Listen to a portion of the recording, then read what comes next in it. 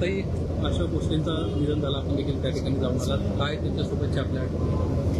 खरं तर मला वाटतं प्रत्येक भारतीय हा जन्मापासून मंगेशकर कुटुंबाचा आवाज आणि आपल्या सगळ्यांनाच, सगळ्या भारतीय आणि जगामध्ये भारताबद्दल ज्यांना काही माहिती आहे त्याच्यात मंगेशकर कुटुंबांचा आवाजाने आपल्याला केवढ्या मोठ्या आठवणी आणि आपल्या सगळ्यांनाच खूप आनंद दिलेला आहे.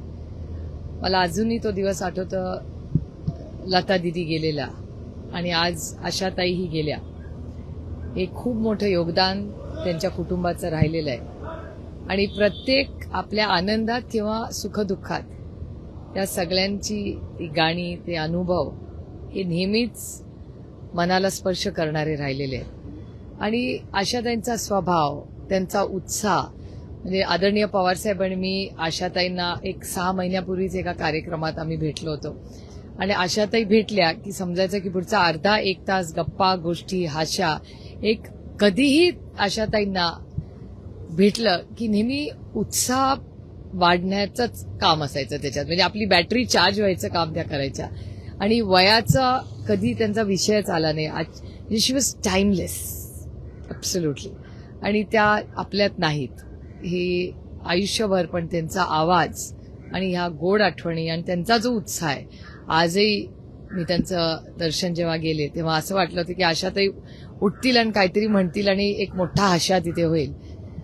पण आज पडद्यामागे ते आज गेलेले आहेत. त्यांना मी मनापासून आमच्या कुटुंबाच्या वतीने, पक्षाच्या वतीने आदरांजली आणि श्रद्धांजली अर्पण करते. ताई, अशोक खरात प्रकरणामध्ये समता पतसंस्थेचा उल्लेख सातत्याने येतोय आणि आता या संदर्भानं छापेमारीला सुरुवात झाली आहे. नाशिकमध्ये 5 ठिकाणी, पुण्यात 3 आणि शिर्डीत 3 ठिकाणी छापेमारी होती. ईडीची छापेमारी होती. नाही, आता हे दुर्दैव आहे की एकतर ह्या सगळ्या खरात प्रकरणात महिलांच्या बद्दल जे काही व्हिडिओज वगैरे आले ह्याच्यात खूप, म्हणजे माझा अजूनही विश्वास बसत नाही की पुरोगामी महाराष्ट्रामध्ये अशी भयानक आणि गलिच्छ अशा गोष्टी होत होत्या. आणि त्याच्यात आता हा हवालाचा जो अँगल आलेला आहे किंवा एवढे पैशाचे गैरव्यवहार हे वर्तमानपत्रात आणि चॅनलमध्ये दिसते, धक्कादायक आहे. म्हणजे खूप मोठं रॅकेट आहे, जणू काय माफिया आहेत अशी म्हणायची वेळ आलेली आहे. म्हणजे एक भोंदू बाबा अजून काय काय उद्योग हा करत होता हे देवालाच ठाऊक. पण भारत सरकार आणि महाराष्ट्र सरकारने या बाबतीमध्ये मला असं वाटतं कुठलंही कॉम्प्रोमाइज किंवा कुठल्याही दबाव जर कोण टाकत असेल तर मला वाटतं ते होता कामा नये. आज महाराष्ट्रामध्ये आमची अपेक्षा आहे की महाराष्ट्राच्या माननीय मुख्यमंत्र्यांनी पारदर्शकपणे हे आत्तापर्यंत जी इन्क्वायरी केली आहे त्याच्यात सातत्य ठेवून महाराष्ट्राच्या माननीय मुख्यमंत्र्यांचे मी आधी आभार मानलेत. कारण का ह्या सगळ्या प्रक्रियेमध्ये आधी अनेक सत्तेतलेही लोक आलेले आहेत. पण ह्या भोंदू बाबाच्या विरोधात पोलीस यंत्रणा आणि होम मिनिस्ट्री जे करते ते स्वागतच केलं पाहिजे. त्याचं अच्छे को अच्छा बोलण्याची आहे. जर सरकार, जरी आम्ही विरोधात असले तर चांगलं काम करत असतील तर त्याचं स्वागत केलंच पाहिजे. आणि त्याच्यामुळे माननीय मुख्यमंत्री जी पावलं टाकतायत त्याचं स्वागत आहे. पण एवढीच इच्छा आणि विनंती आहे माननीय मुख्यमंत्र्याला की कुठल्याही दबावाला बळी पडू नका. तुमच्याकडून आमच्या खूप अपेक्षा आहेत आणि असल्या बाबतीत कुठलंही राजकारण न आणता महाराष्ट्राला काळीमा फासणाऱ्या ज्या गोष्टी झाल्या त्या कुठेतरी थांबल्या पाहिजेत. या सगळ्या अशोक खरात प्रकरणामध्ये रुपाली चाकणकर यांचा मोठा रोल जो आहे तो पाहायला मिळतो. परंतु रुपाली चाकणकर यांची चौकशी न होता त्यांच्या बहिणीची प्रतिभा चाकणकरांची आज शिर्डी पोलिसांकडनं चौकशी केली जाते. बडी नावं या सगळ्या प्रकरणामध्ये आहेत, परंतु अद्याप त्यांना चौकशीला सामोरं जावं लागत नाही. कुठेतरी चौकशीमध्येच हा सगळा विसंवाद पाहायला मिळतो. आज कॅबिनेट आहे, माननीय मुख्यमंत्री मुंबईतच आहेत कॅबिनेटसाठी. मला असं वाटतं माननीय मुख्यमंत्रीच ह्याच्यावर योग्य ते उत्तर देऊ शकतील. आणि अजून इन्क्वायरी चालली आहे, त्याच्यामुळे कुणाच्या एका व्यक्तीचं नाव घेणं संयुक्तिक राहणार नाही. इन्क्वायरी जशी जशी पुढे जाईल त्याच्यातून खरंच कळेल कोण त्याच्यात होतं आणि कोण नव्हतं. हे प्रकरण जे आहे ते राजकीय दृष्ट्या शिजवलं जात आहे का? कारण की जे सत्तेतले मित्रपक्ष आहेत त्यांना कुठेतरी भाजप टार्गेट करत आहे अशा पद्धतीचं मत जे आहे ते आमदार रोहित पवार यांनी काल देखील व्यक्त केलं. त्यांनी ट्विटमध्ये सुद्धा सांगितलं की सत्तेतलाच मित्रपक्ष एका मित्रपक्षाची मे महिन्यात शिकार करणार. एकतर अनेक गोष्टी अशा झालेल्या आहेत म्हणजे ही काही एकटी खरातांची केस नाही. अनेक व्हिडिओज असतील, भ्रष्टाचार असतील, अशा अनेक केसेस तुमच्या माध्यमातून येत आहेत. काही गोष्टींना सिलेक्टिव्हली टाळलं जातं असंही काही लोकांच्या लक्षात येते. अशाही माध्यमातून आणि वर्तमानपत्रातून गोष्टी होत आहेत. मला असं वाटतं माननीय मुख्यमंत्र्यांनी जे खरंय, मग तो व्हिडिओ असू दे, भ्रष्टाचार असू दे किंवा हवाला असू दे किंवा जे काय हे गोलमाल सगळा चाललाय, हे दुर्दैव आहे की महाराष्ट्रात ह्या सरकारला एवढ्या मोठ्या संख्येने महाराष्ट्रातल्या मायबाप जनतेने एका विश्वासाच्या नात्याने मतदान करून त्यांना एवढी मोठी सत्ता दिली, एवढी मोठी संधी त्यांना दिली. त्याच्यात महाराष्ट्राचं भलं आणि महाराष्ट्रातल्या माणसांचं भलं करण्यापेक्षा महाराष्ट्राची जी एक पुरोगामी विचाराची जी भावना, जो विचार राहिलेला आहे, त्याला सातत्याने काळीमा फासायचं काम या सरकारमधले काही जे लोक आहेत त्यांच्यातून होत आहे. हे अतिशय दुर्दैवी आहे. कारण का ह्याच्यात महाराष्ट्राचं तर नुकसान होतच आहे, पण महाराष्ट्रातल्या माणसांचंही नुकसान होतंय. कारण यंत्रणा, म्हणजे मी हे अनेक वेळा आधीही बोललेले की आम्ही सगळ्यांनी ही त्याची जबाबदारी घेतली पाहिजे आणि मी स्वतःपासून त्याची सुरुवात करते की खरातांकडे जाणाऱ्या कुठल्याही महिलेला जिचं शोषण होतं तर तिला असं का वाटलं नाही की आपण कुठल्या तरी व्यक्तीकडे जावं आणि न्याय मागावा. म्हणजे आपण सिस्टम म्हणून फेल झालो का सिस्टममध्ये काम करणारे आपण लोक फेल झालो? इतकं हे शोषण चाललं होतं, कुणाला का वाटलं नाही की आपण जाऊन पोलीस स्टेशनला न्याय मागावा, कुठल्या लोकप्रतिनिधीमध्ये का जावं? त्यामुळे या गोष्टीची एक समाजात चर्चा झाली पाहिजे. मग मला कोणीतरी म्हणलं असंही असेल, इतके राजकीय लोक त्यांच्याकडे जात होते आणि जबाबदार व्यक्ती जात होते, त्याच्यामुळे लोकांना कॉन्फिडन्स नव्हता की आपल्याला न्याय मिळेल. हे मला सांगा, हे किती घातक आहे. मग आम्ही किती नियम कायदे केले, त्याचा जर उपयोग किंवा त्याचा आधार, त्याची मदत त्या व्यक्तींना होत नसेल तर मग असं आपल्याला वाटतं ना, एवढे कायदे आपण करतो, मग त्याचा उपयोग काय झाला? हे कायदे आपण सामाजिक परिवर्तनासाठी करतो ना, त्याची अंमलबजावणी जर होणार नसेल तर हे किती चिंताजनक आहे मला सांगा. याचंही आत्मचिंतन आम्ही लोकशाहीमध्ये दोन्ही बाजूनी, म्हणजे सत्तेतल्या लोकांनी आणि विरोधी पक्षांनीही ह्याच्यात फार गांभीर्याने आत्मचिंतन आणि चर्चा केली पाहिजे. ताई, एसआयटीच्या चौकशीमध्ये खरं तर आता एक पत्र एकाकडनं गेलेलं आहे, तक्रारी पत्र गेलेलं आहे, ज्यामध्ये उपमुख्यमंत्री सुनेत्रा पवार यांच्या जीवाला म्हणजेच रुपाली चाकणकर यांच्यापासून धोका आहे. खरं तर अंजली दमाने असतील आणि इतर लोकांकडनं त्यांच्या सुरक्षेमध्ये विशेष वाढ करण्यात यावी अशी मागणी केली जाते. किती तथ्य आहे त्या पत्रात, काय सांगू? मला नाही माहिती किती तथ्य आहे का नाही, याचं उत्तरही आज माननीय मुख्यमंत्री मुंबईत आहेत, कॅबिनेट आहे, त्यांच्याकडूनच कळले. कारण का गृह खातं त्यांच्याकडे आहे. त्याच्यामुळे ह्या अशा ज्या काही गोष्टी असतील आणि कुणावरही जर अशा गोष्टी आल्या असतील तर त्यांची सिक्युरिटी, सुरक्षितता ही वाढवलीच गेली पाहिजे. दादाच्याच केसमध्ये तुम्ही सगळ्यांनी बघितलंय काय झालं. दादाच्या विमानाचा जो अपघात झाला तो कसा झाला, काय झाला, तुम्ही विचार करा. एका राज्याचा उपमुख्यमंत्री, एवढा मोठा त्याचा ऍक्सिडेंट होतो, त्याच्यानंतर साधा FIR या राज्यात झाला नाही. तो काँग्रेस पक्षाकडून करायला रोहितला अनेक राज्यांमध्ये जावं लागलं, तेव्हा त्याला कर्नाटकात जाऊन न्याय मिळाला. त्याच्यामुळे लोकांना अशी भीती वाटत असेल ना की अजितदादा उपमुख्यमंत्री असताना FIR करायला इतका त्रास झाला, तर सर्वसामान्य माणसाचं काय? आणि त्यातून जर वहिनींबद्दल असं काही पत्र आलं असेल तर अर्थातच आमची विनम्र विनंती आहे महाराष्ट्र सरकारला की तुम्ही त्यांची आणखीन डबल करा सिक्युरिटी आणि त्यांची सुरक्षिततेची जबाबदारी अर्थातच ही सरकारने घेतलीच पाहिजे. सुनेत्रा वहिनींना एक मिनिट दिलेलं आहे प्रत्येक गटाने त्याला, कसं पाहताय विशेष अधिवेशन की दुसरं अधिवेशन आहे? नाही, माननीय प्रधानमंत्र्यांचं पत्र मलाही आलेलं आहे आणि सविस्तर त्यांनी त्यांची भूमिका मांडली आहे. राष्ट्रवादी काँग्रेस पक्ष, शरदचंद्र पवार या पक्षाची पहिल्या दिवसापासून भूमिका राहिली आहे. म्हणजे या देशामध्ये पहिल्यांदा महिलांना आरक्षण मिळावं आणि त्याची अंमलबजावणी, नुसता विचार नाही, आणि तो कायदा हा आदरणीय पवारसाहेब महाराष्ट्राचे मुख्यमंत्री असताना झालेला आहे.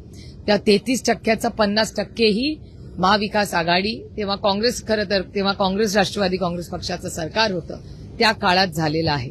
त्यामुळे काँग्रेस राष्ट्रवादी काँग्रेस पक्षाची भूमिका ही नेहमीच महिला आरक्षणाच्या बाबतीत ही राहिलेली आहे आणि ते आरक्षण आम्हीच पहिल्यांदा आणलं. त्याच्यामुळे अर्थातच विरोध असण्याचा काही प्रश्नच येत नाही. आमची केंद्र सरकारला सहकार्याचीच भूमिका राहील. ताकदीने महिला आरक्षण लोकसभेमध्ये आणि विधानसभेत यावं ही आमची आग्रहाची भूमिका कालही होती, आजही आहे आणि उद्याही राहील. ह्याच्यात प्रॉब्लेम एकच आलेला आहे की बिल आमच्या खात्यात आलेलं नाही अजून. त्याच्यामुळे बिलामध्ये एक्झॅक्ट आरक्षण कसं देणार, काय देणार ह्याची माहिती आम्हाला द्यावी, एवढीच आमची अपेक्षा. ताकदीने कुणाचंही सरकार असलं, सामाजिक परिवर्तनासाठी आम्ही नेहमीच, कुणाचंही सरकार असलं. आता आपल्याला आठवत असेल की पेहलगाममध्ये एवढा मोठा हल्ला झाल्यानंतर ऑपरेशन सिंदूर झालं. त्याच्यात पहिला या देशातला नेता आदरणीय शरद पवार होते, जे म्हणाले आम्ही ताकदीने सरकारच्या बरोबर आहोत, भारताच्या ऐक्यासाठी आम्ही जे कोणी सरकार असेल त्याच्याबरोबर आहोत. त्यामुळे मोठे सामाजिक प्रश्न किंवा एक मोठं जीएसटी आपल्याला आठवत असेल, काँग्रेस पक्षानेही आणि राष्ट्रवादीनी ताकदीने जीएसटीला आम्ही मतदान केलंच नाही या सरकारबरोबर. तर यावेळीच का नाही करणार? आम्ही आनंदाने करू, त्याचं स्वागतही करू, पण आमची मागणी आहे की आम्हाला थोडी आणखी माहिती द्या, म्हणजे इम्प्लिमेंटेशन कसं होईल वगैरे. आणि 15 तारखेला 3 वाजता माननीय खडगे साहेबांच्या घरी इंडिया अलायन्सची मीटिंग आहे आणि त्याच्यात आता पुढे काय चर्चा होईल ते तुम्हाला आम्ही सांगूच. पण आज आपण सगळ्यांनी आवर्जून, आज सोनियाजींचा एक लेख आलेला आहे, त्याच्यात काँग्रेसची काय भूमिका आहे तेही मतं सोनियाजींनी आज वर्तमानपत्रात मांडलेली आहेत. त्यामुळे 15 तारखेला 3 वाजता इंडिया अलायन्सच्या आमच्या मित्रपक्षांचे काय मतं आहेत ती आम्ही घेऊ. पण राष्ट्रवादी पक्ष, शरदचंद्र पवार पक्ष हा ताकदीने महिला आरक्षणाच्या बाबतीत आमची कालही सकारात्मकच भूमिका होती, आजही आहे आणि उद्याही राहील. नाही, आपण उपमुख्यमंत्री सुनेत्रा पवार याच यांनी सोनिया गांधींच्या लेखामध्ये त्यांनी आपलं मत व्यक्त केलं आहे की खरं तर महिला आरक्षण सोडून कुठेतरी डिलिमिटेशनचा मुद्दा जो आहे तो केंद्र सरकार हाताळू इच्छित आहे, म्हणून अशा पद्धतीचं विशेष अधिवेशन बोलवून हा घाट घालण्याचा हा सरकारचा प्रयत्न, अशा पद्धतीची टीका त्यांनी या लेखातून केली. हो, डिलिमिटेशन आमच्या सगळ्यांचंच म्हणणं आहे की हे एक तर झालंच पाहिजे. याचं कारण असं, आता माझंच उदाहरण बघा, मी पहिल्यांदा बारामती लोकसभा मतदारसंघातून जेव्हा इलेक्शन लढले तेव्हा 13 लाख मतदार होते. आज ते 24 आणि 25 लाखावर एक लोकसभा मतदारसंघ झाले. आम्हाला निधी तर 5 कोटी मिळतो, विरोधी पक्षाला तर डीपीडीसीतून पैसेच देत नाही आता सरकार. मग विकास कामं कुठल्याही खासदारांनी, जे हे फक्त माझंच नाहीये, काश्मीर टू कन्याकुमारी सगळ्याच खासदारांची भूमिका आहे की मतदारसंघात डिलिमिटेशन करा, नाहीतर आमचा निधी 25 कोटी तरी करा, नाहीतर विकास कामं ही कशी करणार आम्ही. आणि ही भावना भारतीय जनता पक्षाच्याही खासदारांची आणि आमची आहे, कारण हा काही राजकीय विषय नाही. त्याच्यामुळे डिलिमिटेशन, महिला आरक्षण ह्याच्यावर जरूर सविस्तर चर्चा व्हावी. पण भारत सरकारकडून आमची एवढीच अपेक्षा आहे की आमच्याशी चर्चा करताना काहीतरी लिखित, कारण काही देशाची पॉलिसी आहे तर आम्हाला काहीतरी हातात तर द्या. आम्ही काही, आमच्या सहकार्याचीच भूमिका आहे, आम्ही सरकारला साथच देणार आहे चांगल्या कामासाठी. कालही दिलंय, आजही देऊ आणि उद्याही देऊ.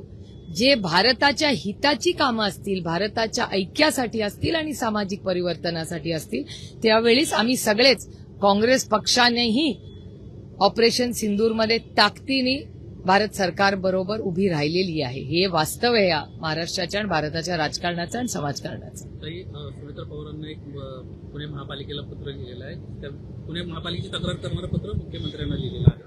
प्रामुख्यानं पुणे महानगरपालिकेचं क्षेत्रीय कार्यालय जे आहेत, 15 क्षेत्रीय कार्यालय आहेत, हे सर्व भाजपला कशा पद्धतीनं सोयीस्कर होतील किंवा त्यांना निधी कशा पद्धतीने मिळू शकेल अशा पद्धतीची प्रकल्प समितीची रचना करण्यात आलेली आहे. त्यावरून एक नाराजीचा सूर जो आहे तो उपमुख्यमंत्र्यांचा पाहायला मिळतो. त्यांनी, मुख्यमंत्र्यांनी आव्हान देखील आता मागवलेलं आहे त्याच्यावरती. नाही, कसं आहे की अर्थातच त्या पालकमंत्रीही आहेत पुण्याच्या, त्याच्यामुळे म्हणजे दादा अनेक वर्ष पालकमंत्री राहिलेले आहेत, त्यांच्या कामाची पद्धत, अनुभव आपण सगळ्यांनीच पाहिलेला आहे.